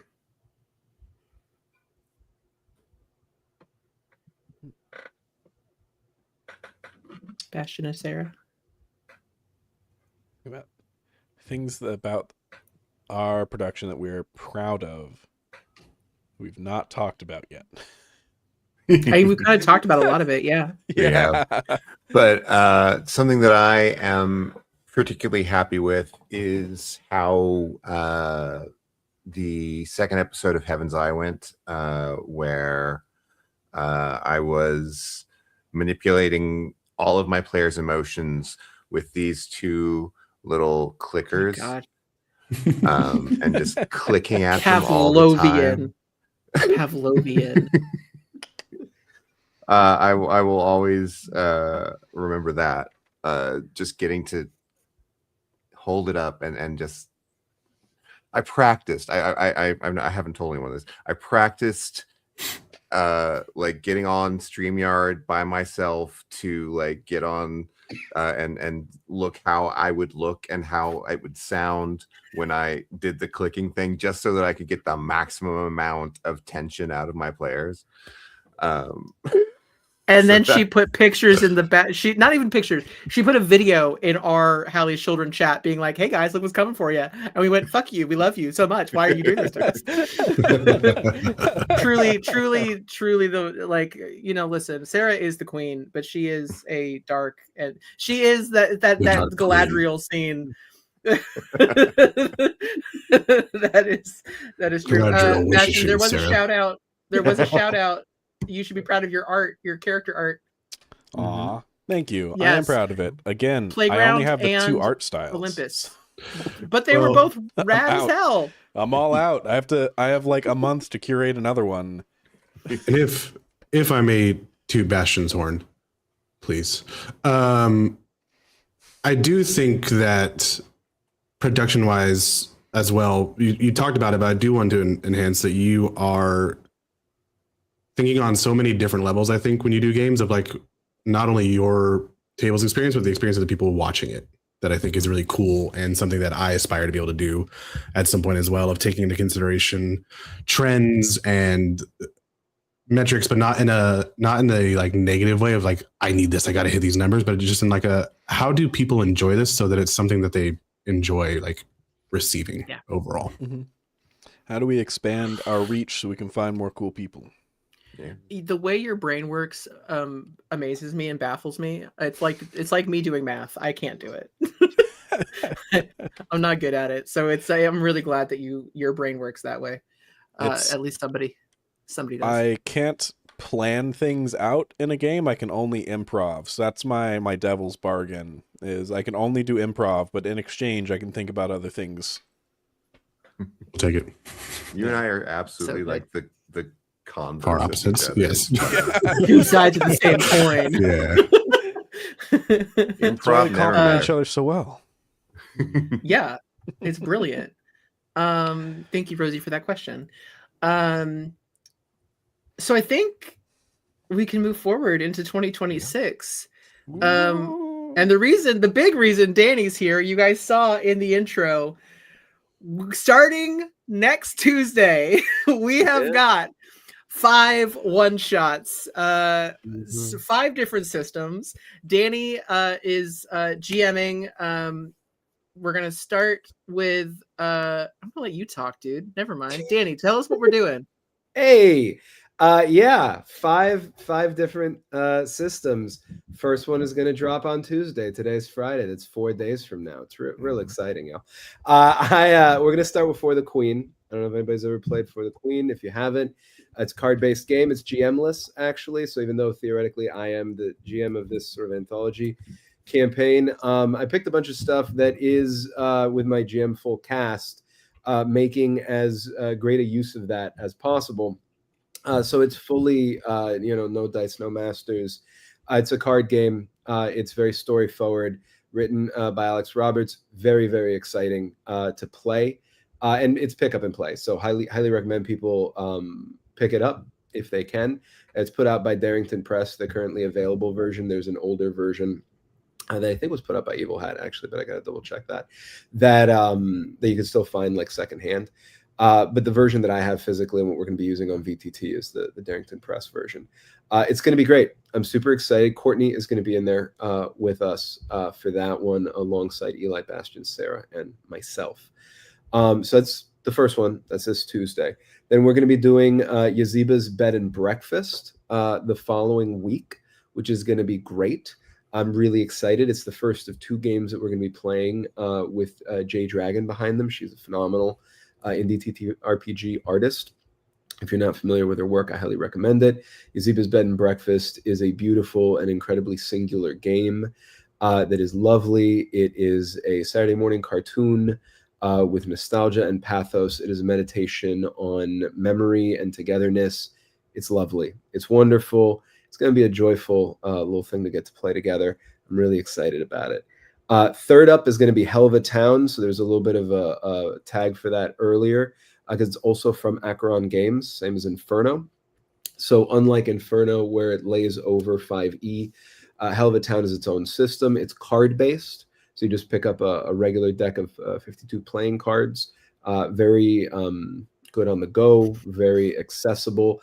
And it is based on like rubber hose cartoons. Actually, really interesting to talk about on January 2nd, when yesterday Betty Boop just entered the public domain officially, alongside some other potentially relevant properties. But yeah, it's all like 1930s gangster New York feeling cartoon stuff, a mix of like that with like Bugs Bunny, Looney Tunes feeling. Although the system, sorry, was it?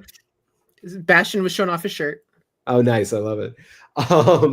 Alongside, but like the system is maneuverable enough that you can bring in stuff from any kind of animation that you're interested in bringing in. Right?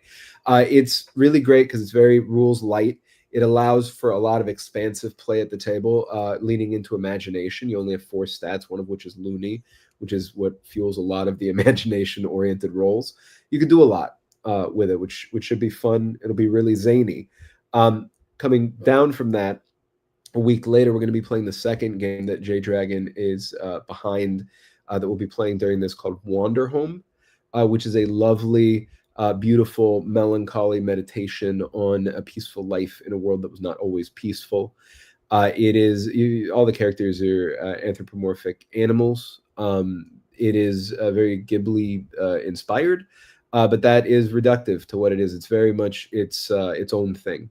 Separate from that, it has a lot of pathos, it has stakes and danger, but it also has a lot of room for rest. If long rest were a game, but not the kind of long rest that Eli and I had in Inferno, but more of, actually kind of, we said this also when we talked about this, kind of the kind of long rest we had in Inferno. It's a bit of that in Wanderhome, and that's going to be really lovely. And then we're going to round it out with a super lighthearted game of 10 Candles, where nothing horrible is ever going to happen to anybody, because why would that be what happens? It's going to be the episode that airs in February. So yeah, it's going to be probably kind of Valentine's-y. We're still working out the details. But I'm really excited, and especially since it's going to be a table of just me and 3 players, unlike the last time that most of us played this together. There's going to be more time to spend with each character, and it's hopefully not going to be 4 to 6 hours. It might be more like 2 to 3. We will see. And that is that. I believe we're going to do a talk back afterwards, and I'm really excited to be able to kick off the new year this way. Thank you all again for trusting me with that, for having me on board to do it. I'm super stoked. Yeah, we're stoked. We're so excited. For anybody who has been watching Inferno, you are not surprised about this, because Danny brings so much to every character in Olympus and the cuck chair. Listen, it's fine. There's a bunch of, Danny just puts everything into everything he does, and I've got the DMs to prove it. So it's, we all do. Actually, every GM that has played with him. So Lux, be prepared for novels. It's great. It's so much fun. So many pitches. Novelizations of every character possibility he could possibly play. I understand when you have to be very careful. I'm going to try to keep this brief, and then it's going to. I'll try to keep this brief. I really am hour trying. Later. Bring it on. Yeah, imagine if he wasn't trying to keep it brief. Oh yeah. Don't keep it brief. Give me the long. But no, Danny is an amazing player and an amazing collaborator, as everyone has seen and knows. And you're a fucking joy, dude. So like, we're thrilled. Which is why we're throwing you into the gauntlet and making you do a trial by fire immediately. So we'll have these be at the top of the year.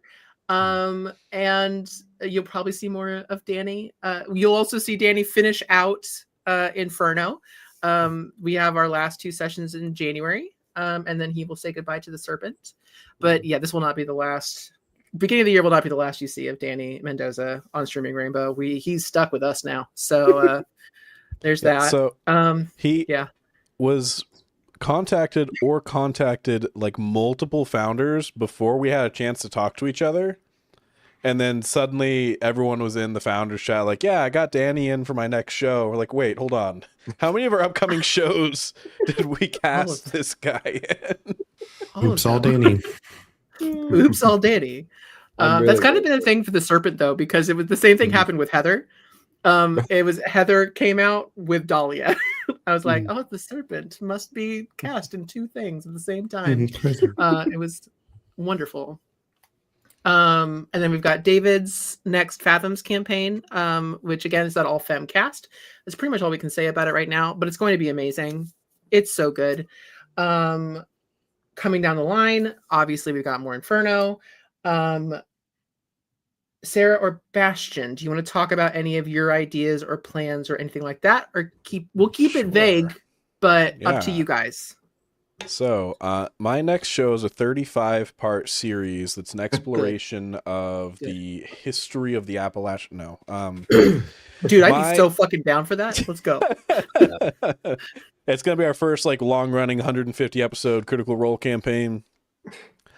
My next show, I want to dive back into horror, and I'm going to be doing a Tales from the Crypt style horror anthology. So it's going to be a series of duets. The experiment here is, can my life be easier if I'm not trying to schedule 3 of the busiest people I know to be available at the same time for a session? What if instead I scheduled them one at a time? So that's the main experiment here. But it's going to be a series of duets. And I'm hoping that we can get nice spooky stories in one system or one episode at a time. It will be using the Quietus system, which I had the pleasure of playing with Julia early this year. So if you enjoyed that, we're going to be having some more of that. I'm going to be putting out a casting call to fill in a couple of remaining seats in the next week or 2. So keep an eye out if that's something that seems interesting to you. On the Discord. Get in the Discord. Get in the Discord. God, yeah, and Quietus was last year, dude. Like how like What? not I mean like 24. No way. Was it 24? Yeah, I literally went through all of our stuff. Quietus was No. 2024. It was 25. It's been for fucking ever, guys. It's 25. I don't know. I swear, it's a fever dream. I don't know. It was quite a year. Sarah. Yeah, I am about to start filming a lovely Girl by Moonlight show. I've been somewhat fixated on Girl by Moonlight since the Kickstarter started. And I've wanted to try it for a long time. I'm getting to live out all my anime dreams, styling it after Shoujo Kakume Utena and various shows like that. So I am anticipating it will be fun and exciting and full of light and also kind of dark and grim at times. So it should be a fun mix, I think. So that'll be it's another 5 episode series because that seems to be what I do. Okay, but I'm ready. Who's pulling a sword out of who? We'll see. Brilliant. And Lux will do something. We're giving Lux a break. Well, so for that, David and I are focusing a lot on Fathoms in the next year because it's when we're hoping to release it. I might do some things on my channel. I'll probably still do like some live streams here if we ever need to fill in because I can do that. I don't have this capacity right now to pre-record necessarily. I can't say to look for, like for me and David, is just continuing to try to we had a great discussion about this actually the other day around like just having really, really heavy topics that are presented as the art behind them and not necessarily like the heaviness of them in a way, if that makes sense. I don't know. But I'll still be around and hopefully doing other shenanigans and eventually in a Kanto this year and stuff like that. So you'll see me. You're not getting rid of me. I mean, you can definitely. I'll say it. Bastion and Lux have already been tapped to be in the 9th Kanto, which is next year. So no idea who they're playing because they haven't. Because because my friends are so fucking talented that they could play any of the characters and be great. But I'm having an Oops All Founders Kanto with Sarah as the false prophet, David as the saint, and then Bastion and Lux fighting it over who's going to be the serpent and who's going to be the pagan. So check that out in 2027. But Danny plays the serpent, and listen, is all good. And without going into crazy detail because it's not necessary, but I do want to say that you might see a little bit less of David after his campaign goes up. Life is lifing. So he is making the decision to just take a step down from founder to be able to focus on life. But he's still going to be here and supportive. You just might be seeing a little bit less of him. We love David very, very much. And this really would not exist without him. Obviously we've talked a ton about how what an amazing artist he is and some collaborator he is. And he's just a really good friend. So love him. But so if you see less of him, just know it's okay. We're all good. No fights. Like there's no beef in the background. We're all good. I mean, we're beefing in the background, but it's different. Listen, we can't talk about like the Lux and David beef. It will void the terms and conditions of giving Twitch each other and beef YouTube, in the so we background. You guys know the shit that we talk about, and the fact that we can't talk about it should tell you something. But anyway, but no. So much love to David. But yeah. So that's kind of the thing with that. Let's see what questions we got. We're just always looking forward for new things. Oh, and we're all working on a project with M. I can say that. So you'll be seeing an M Hubbard project sometime in the first half of the year. Everybody, what systems are you most excited to run or play? I would say either one because I'm more excited about playing different systems than running them. Yeah, Bastion, how's your bookshelf going?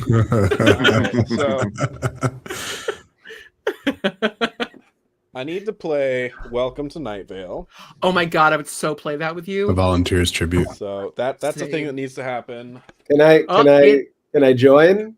All right, let's just do it right now. You've been weaseled in. I'm weaseled in. I mean, I have the prop. I have the prop. You're already full weaseled. Full weaseled. Yeah. If we want to continue the J Dragon trend, we can do some Sleepaway. Nice. Oh, that's awesome. I'm just doing a show and tell now. We're gonna be here for hours. It's gonna be so. I am super excited for Yaziba. Looks really good. Like I'm really excited for that. So actually, honestly, all the games that we're going to be playing over the next month I volunteer are for that very one too. good. I was gonna say you were talking about Appalachia before, and I was gonna make a reference to that when you made that joke. But yeah. And more Fathoms. I love playing Fathoms. I'm not actually a horror game person, which is David funny. is always like, "Why do you want to play?" Like David's like, "I don't." Eli doesn't want to play. Eli doesn't like horror games. And I was like, "I do. I just don't like math." There's not really math in Fathoms. There's no math. Just lose your sanity immediately. It's great. Just tank. I will say, I think one of my goals this year is going to be putting myself out there for more things. Of like being in a cast instead of running games, because I don't know why in my brain that feels like it'd be easier to manage during this time. And I definitely want to find some more indie ones to play. So if anybody sees any casting calls, it's an indie game that they like, let your boy know. Yeah, that's the big thing. It's just more indie games. Like that, I've said it a million times. I hate that Inferno is 5e. Yeah. It's far and it's got enough of a separation that I can forget every once in a while. But yeah, it's my least favorite thing about Inferno. Sarah, is there any system that you Girl by Moonlight, but Yeah, as I mentioned, very, very pumped for Girl by Moonlight. My next show after that will probably be run with Icons, which is it's about halfway between Fate and Mutants and Masterminds. So it's like it straddles the line Those there. are very different systems. I know. It's right between the fluffiest system I've ever played and one of the crunchiest systems. It's like right in the middle. I know. it's like it looks like it's gonna be like a really squishy, soft marshmallow, and on the inside, it's a rock. So I'm very much looking forward to writing that line, and I'm looking forward to Yazabas and all sorts of things like that. So it's a very exciting year, system wise, for me. Yeah, I'm also super excited to work with more people like Danny and M, and I will announce this because I'm the one who has to do it. So in the middle, it's so every canto is 6 sessions, and then I take a break. I take a week off so I can reset and get ready for the new canto. So there's always an opening. And our dear Mags is going to run a game February 6th. It's their first time GMing on screen, so come and support them. It's going to be amazing. It's already, I mean, listen, Danny's already playing on it. So listen, he can't get away. Not a like bit. I said, Legitimately. not a Yeah. bit. Yeah. But it's I'm really excited to see them and get to spread their wings with the GMing journey because they're a wonderful player. Hey Lux, you can't. They're bird. They're bird. They gotta spread their wings. We gotta push them out of the nest. Push 'em out the nest. Yep, exactly. You gotta kick them out of the nest so they can fly. Yeah. No, but I'm super excited to see what they do because they're a brilliant player and a wonderful collaborator, and I can't wait to see what they do. And yeah, just kind of finding new people and playing with a bunch of new people is always it's the community. And I know what question I want to ask last is one of Danny's, but is there anything else that anybody wants to talk about or go over? No, feeling good. Personally, I'm good. Cool. Okay. Danny's really good question. I'm glad it came from Danny because it feels weird coming from one of us. But Danny asked, how can the rest of the Streaming Rainbow community best support the Streaming Rainbow team in doing what we most want to do here in 2026? And the more specific and actionable the answer, the better. I think that's a great question. Thank you for asking. Get in the fucking Discord, first off. Fucking Discord. Okay. Yeah. From the metrics point of view, here's the best things you can do for us to grow our little community. Okay. Tell all your friends to watch us. Please. If you're active in other like TTRPG communities or streams and you feel comfortable, plug in shows that you like. Only your favorite shows. Right. I'm not asking you to go and be like marketing gremlins, but talk to your friends about it. Talk to your other communities, especially communities that, are like ours. We're looking for people that are LGBTQ plus that don't have their own home game that they can be a part of, but still want to be within that tabletop sphere, right? And be around that content and maybe be cast in some of the stuff that we're running and have that welcoming community that we all love, that you all love, right? And then engaging with the content we have. That's liking it, leaving YouTube comments, things like that really help boost our algorithm. Again, get us in front of more people. And that, again, helps us find the right people to join our community. Those are some of the, from the metrics things that are possible. Watching our stuff, getting other people to watch our stuff, engaging with our stuff when you do watch it are all hugely helpful. There's a reason that every YouTuber ever at the beginning says like, comment, subscribe. It's a meme, but it really is important to help push our content out to more folks. And then continue to be open and giving us feedback. Are there things that you really liked or didn't like about the shows that we ran? Maybe you're tired of all the horror. Maybe Olympus was a weird departure and the horror is all you want, right? Whatever that is, the more feedback we can get, the more that this community can steer us in the direction that we need to succeed, and continue to just be a part of this little experiment and community building with us. Yeah. And I would say in the Discord, once you're in there, talk to us. Let us know what you like, what you don't like, what you want to do. I started running a community Gillyton game, which is just a little sandbox game from my Welcome to Gillyton world. But maybe there are other games you want to play. We've kind of thrown around ideas of having game nights and things like that, and they just haven't ever, we're all busy. We get it. So if there's something that you would like in the Discord and as to be a part of the community, let us know. Because, we have a bunch of ideas, but, we don't know what's going to work if, we can throw out ideas that if it doesn't work, it doesn't work. That's the big thing for me. So yeah, give us suggestions. If you're watching other AP and you see somebody that you're absolutely obsessed with and you think that they might be good for our, maybe you was like, hey, I think you'd like to work on them, because I don't know about the rest of my teammates. I can't watch all the AP that there is out there right now. So there's a bunch of players that I want to play with that I don't even know about. So especially people of color, players of color. I mean, we need to highlight them as much as possible. As a white person, we can stop talking. So yeah, just suggestions. We're here. We are open. We want to hear what you have to say. Do not ever feel worried about bugging us, I guess. If it's if a line is if it crosses a boundary, we're all grown-ups and we'll tell you.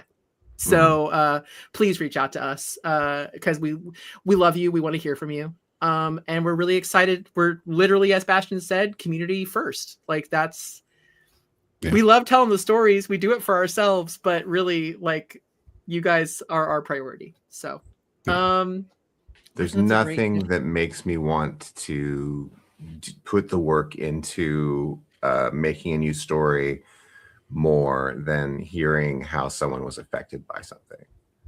That is the fuel that fuels my fire. So just talk about it. Yeah. Listen, we're all very humble people. We all have egos. Please tell us we're good. We won't agree with you, and we'll bat it away all the time, but please feed it's us. Like Tony Chopper.